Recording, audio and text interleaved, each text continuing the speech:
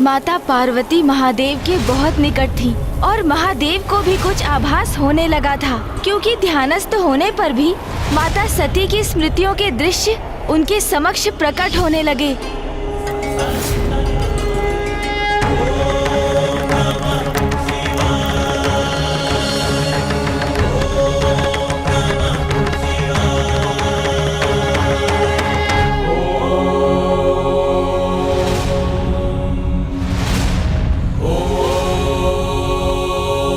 प्रतीत होता है कि महायोगी इसी गुफा में स्थित हैं।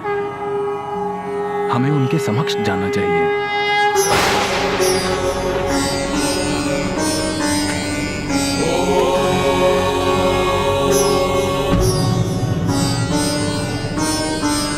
आओ पुत्री।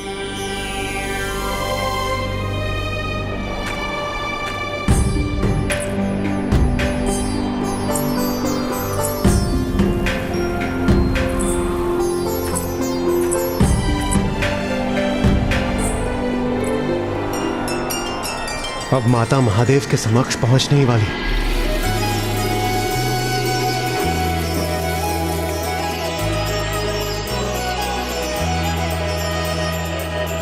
पल पल बढ़े ताप ही उमा का, शिव से करने चली मिलाप। अनुपम ये संयोग अनोखा, होगा अब ये पुनर्मिलाप। व्याकुल हृदय और नैना, पार्वती शिव मिलेंगे आज। होगा मंगल फल वो अलौकिक, पार्वती शिव मिलेंगे आज। पार्वती शिव मिलेंगे आज।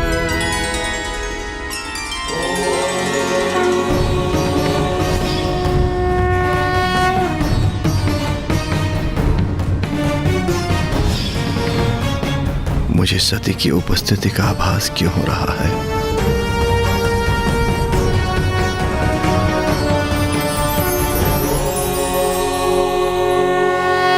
प्रणाम प्रभु, प्रणाम प्रभु, प्रणाम प्रभु। बस अब महादेव अपने नेत्र अवश्य खोलेंगे।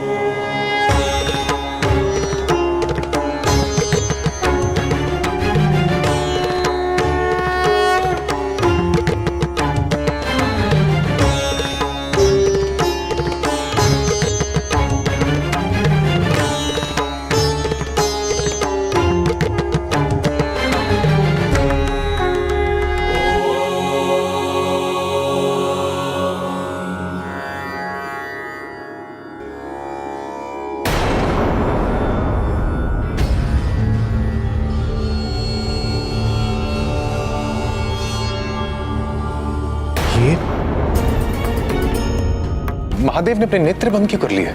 तो क्या महादेव ने देवी पार्वती को देखा ही नहीं?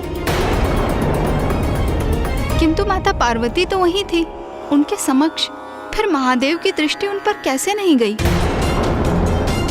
क्योंकि उनके समक्ष होने पर भी महादेव के लिए तो माता अदृश्य ही थी। अदृश्य ही थी अर्थात?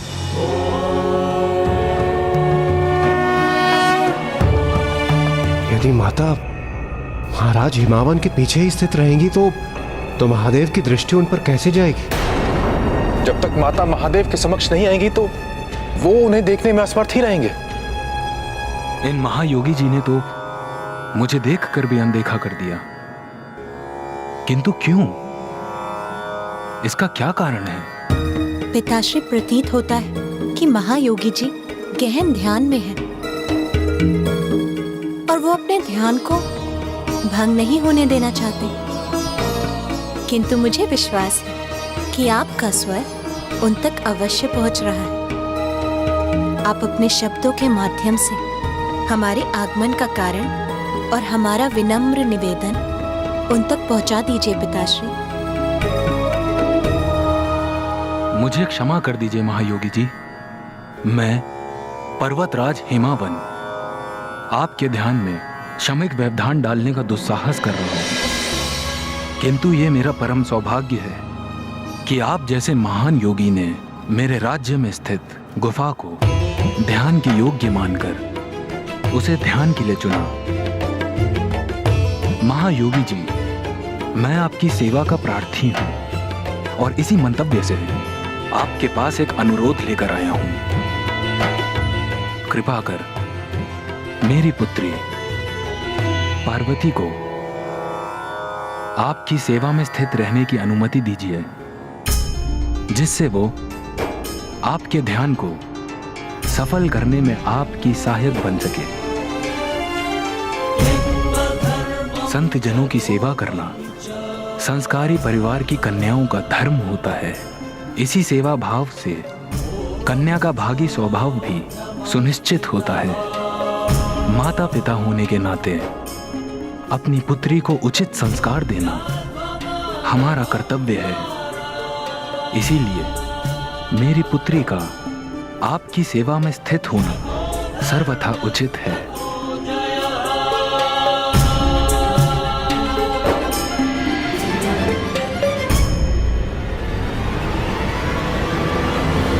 नाथ, महादेव महाराज हिमावन के वचनों को सुनकर भी उन्हें अनसुना क्यों कर रहे हैं?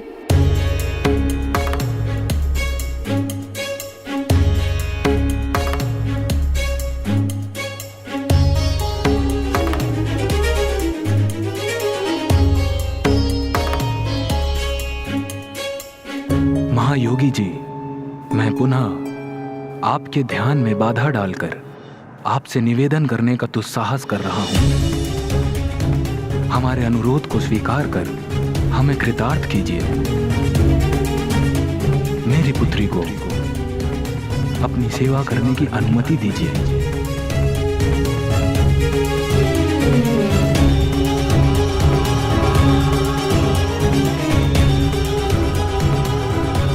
हमारी भी विनती सुनिए महादेव, अपने नेत्र खोलिए और माता को स्वीकार कीजिए प्रभु।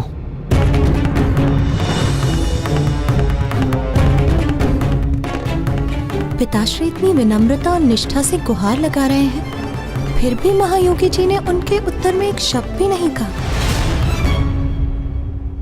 महायोगी जी, पिताश्री,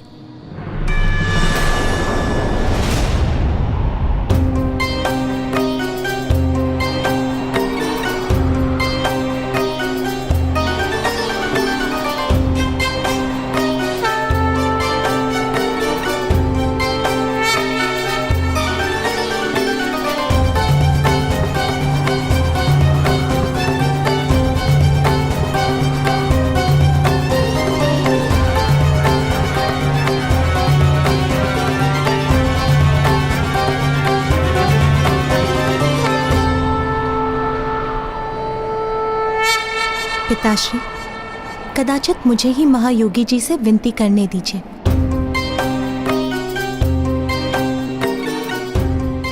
कदाचित यही उचित होगा। जब माता महादेव से कुछ कहेंगी तो महादेव उनका स्वर पहचान लेंगे और उन्हें अपनी दृष्टि से देखने के लिए अपने नेत्र खोलेंगे।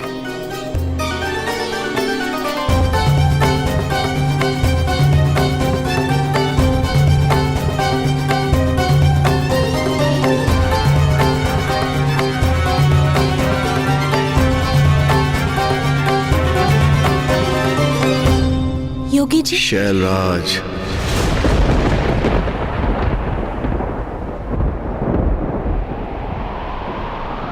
ये स्वर इतना चिर परिचित क्यों लग रहा है? ये स्वर मुझे जैसे ये तो मेरे कण कण में, मेरे रोम रोम में बसा हुआ है। कौन है ये महायोगी और इनसे क्या संबंध है मेरा?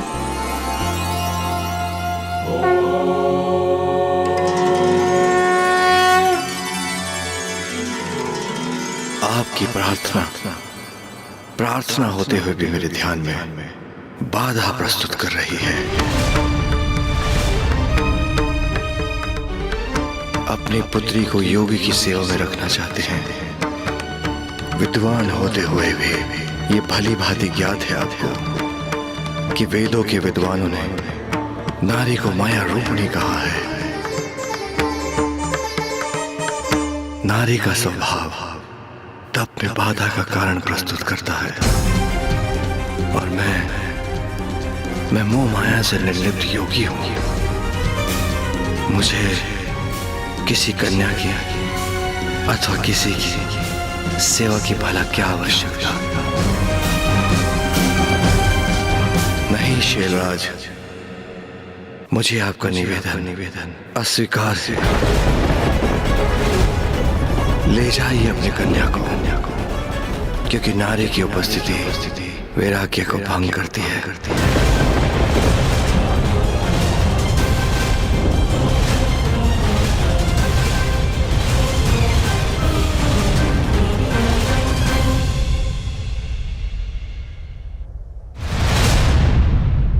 ये महादेव ने क्या कर दिया? महाराज हिमावंत तो देवर्षि नारद के सुझाव पर ही अपनी पुत्री माता पार्वती को महादेव की सेवा में लेकर गए थे, किंतु महादेव ने तो एक प्रकार से माता का तिरस्कार ही कर दिया। गुणेश जी, तब तो माता का क्रोध जागृत हुआ होगा, क्योंकि महादेव ने तो उनके पिता का भी अपमान किया था। फिर क्या हुआ गुणेश जी? क्या माता क्रोधित हुई या फिर उन्होंने शांत रहकर ही स्थिति को संभाल लिया? महायोगी जी, पिताश्री, माता उन योगी अर्थात महादेव की स्थिति को समझ रही थी, इसलिए उन्होंने भी फिर धैर्य और विनम्रता का परिचय दिया। उमा समक्ष खड़ी और शिव ने आंखें जो मूंदी, दोनों हैं अनभिज्ञ और मिलाप अधूरी।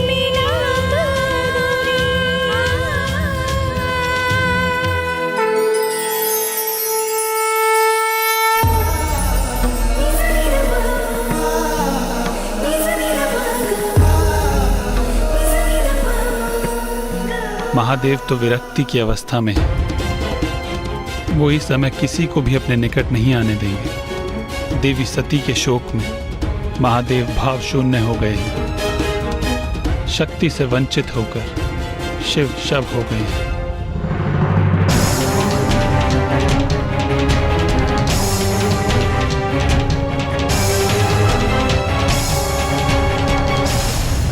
महादेव ने अपने नेत्र अवश्य बंद किए हैं, किंतु जब वो देवी पार्वती का स्वर सुनेंगे तो उनके स्वर को पहचान कर अवश्य कोई प्रतिक्रिया देंगे।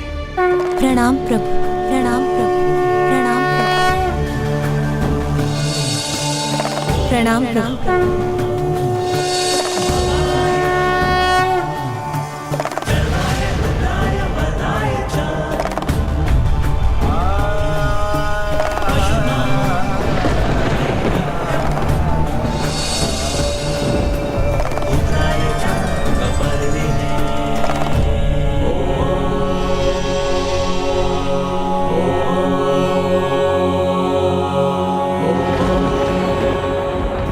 ये क्या?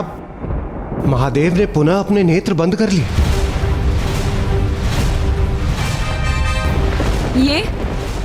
ये क्या हुआ नाथ? ये तो मेरी समझ से ही परे है। महादेव ने देवी पार्वती का स्वर सुना, उन्हें उनका आभास भी हुआ, जिसका भाव उनके मुख पर उत्पन्न हुआ। उन्होंने अपने नेत्र भी खोले, फिर वो पुनः अपने ध्यान में क्यों चले गए नाथ? प्रिय, महादेव देवी सती के वियोग में इतने व्याकुल हैं कि उनके नेत्र सर्वत्र देवी सती को ही ढूंढते हैं। प्रत्येक स्वर में उन्हीं का स्वर ढूंढते हैं महादेव।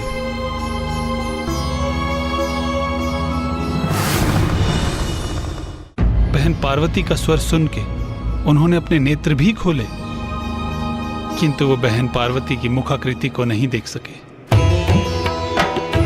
ध्यान की अवस्था में अगर उन्हें कुछ दिखाई भी दिया तो मात्र एक नारी की छवि, देवी सती नहीं, मात्र एक अन्य स्त्री।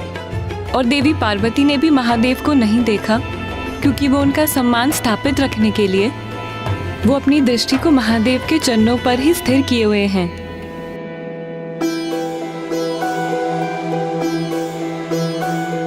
पिताश्री, आप महायोगी जी को ये कहने की कृपा करें कि जिनका हृदय योग की गहराई में इतना लीन हो, उन पर किसी पुरुष, स्त्री या किसी अन्य के निकट होने का क्या प्रभाव हो सकता है। योगियों और साधु संतों का जीवन तो समाज के लिए कल्याणकारी होता है। मैं इनकी सेवा करूंगी तो मेरा भी कल्याण होगा। और मैं वचन देती हूँ कि मैं अपने कारण इनके ध्यान में कोई व्यवधान नहीं आने दूंगी। यहाँ की शांति भंग किए बिना बड़ी तन्मयता से इनकी सेवा करूंगी।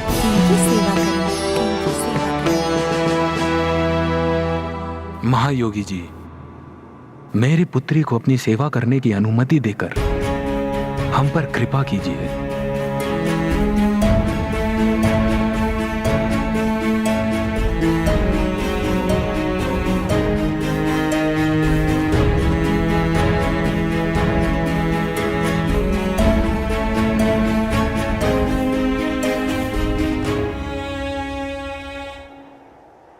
उचित है शैलराज, जैसी आपकी इच्छा।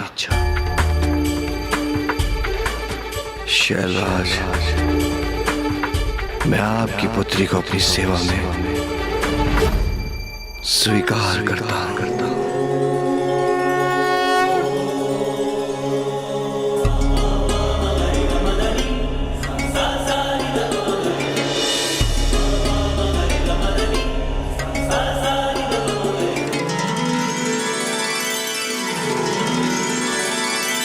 महादेव ने देवी पार्वती को अपनी सेवा की अनुमति दे दी। अब तो यही आशा है कि इस अवधि में दोनों परस्पर दर्शन प्राप्त करें।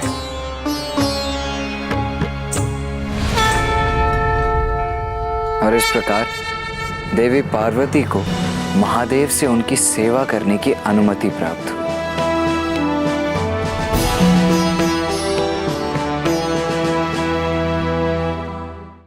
एक और हिमालय की गोद में माता पार्वती ने अपने जीवन के ध्येय अर्थात महादेव का सानिध्य प्राप्त करने हेतु अपनी यात्रा आरंभ की थी।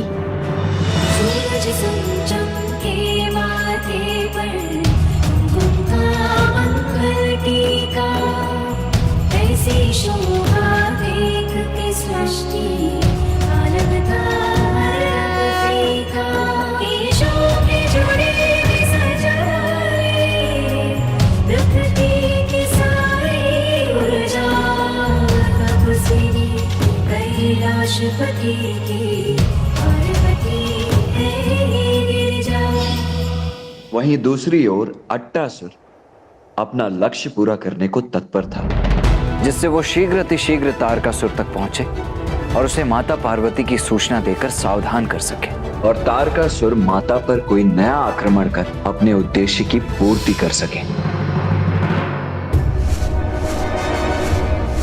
महाराज का राजभवन अब निकट है। अब शीघ्र उनके समक्ष पहुंचूंगा मैं, उन्हें ये सूचना दूंगा।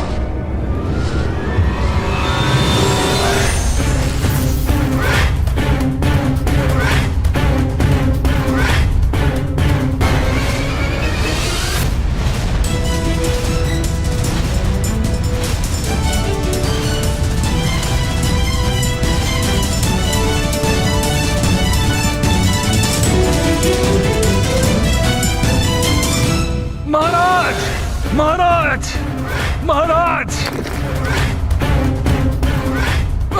मुझे महाराज तारकासुर से भेंट करनी है। उन्हें एक महत्वपूर्ण समाचार देना है। हटो मेरे मार्ग से, भीतर जाने दो मुझे। रुक जाओ, भिक्षुकों को भीतर आने की अनुमति नहीं है। भिक्षुक नहीं हूँ मैं, अट्टासुर हूँ मैं। मंदबुद्धि समझाए हमें। अट्टासुर की मृत्यु को 16 वर्ष बीत चुके हैं। राजा हिमावन के राजभवन गए थे वो, वहीं उनका अंत हुआ था। अट्टासुर तो नहीं। हाँ, तुम उनके भूत अवश्य प्रतीत होते हो। उद्दंडता मत करो, हटो मेरे मार्ग से। ए भिक्षुक, तू साहस मत कर, दूर हट। महाराज तक कैसे पहुंचूं मैं?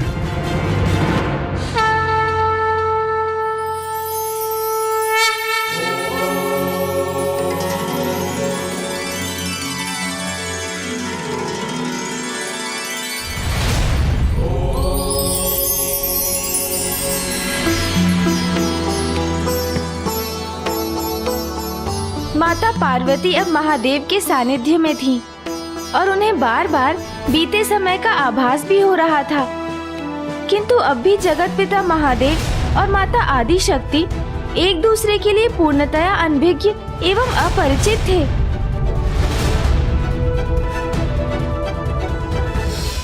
ये कैसा स्वप्न जैसा दृश्य उत्पन्न हुआ। ऐसा प्रतीत हुआ मुझे जैसे किसी बीते हुए समय की पुनरावृत्ति हुई हो। एक ओर माता पार्वती महादेव की सेवा में लीन थी और दूसरी ओर महादेव अपने ध्यान में। इसी प्रकार दिवस पर दिवस बीतते जा रहे थे। देवताओं की अधीरता बढ़ती ही जा रही। और फिर एक दिवस ऐसा भी आया जब सभी देवगण स्वयं इसमें हस्तक्षेप करने के लिए तत्पर हो गए। देवगण, यदि मैं कोई उपाय सुझाऊं जो हम देवता ही कर सकते हो, क्या आप सब मेरा साथ देकर सहयोग करने के लिए तैयार हैं? देवराज, क्या करना चाहते हैं आप? अब क्या उपाय सुझाए आपको? कामदेव, जो सबके भीतर काम को जागृत करते हैं, माता आदि शक्ति के प्रति महादेव के भीतर भी आकर्षण उत्पन्न कर इस कार्य में अब कामदेव ही हमारी सहायता कर सकते हैं। हमारे समक्ष अब यही एक अंतिम उपाय शेष है देवगण। वो मात्र और मात्र कामदेव ही हैं जो महादेव को माता आदि शक्ति के निकट ला सकते हैं। यदि व्यक्ति उचित प्रकार से अपनी बात को सामने वाले के समक्ष रखे तो परिस्थिति कैसी भी सरलता से प्रभावित कर सकता है।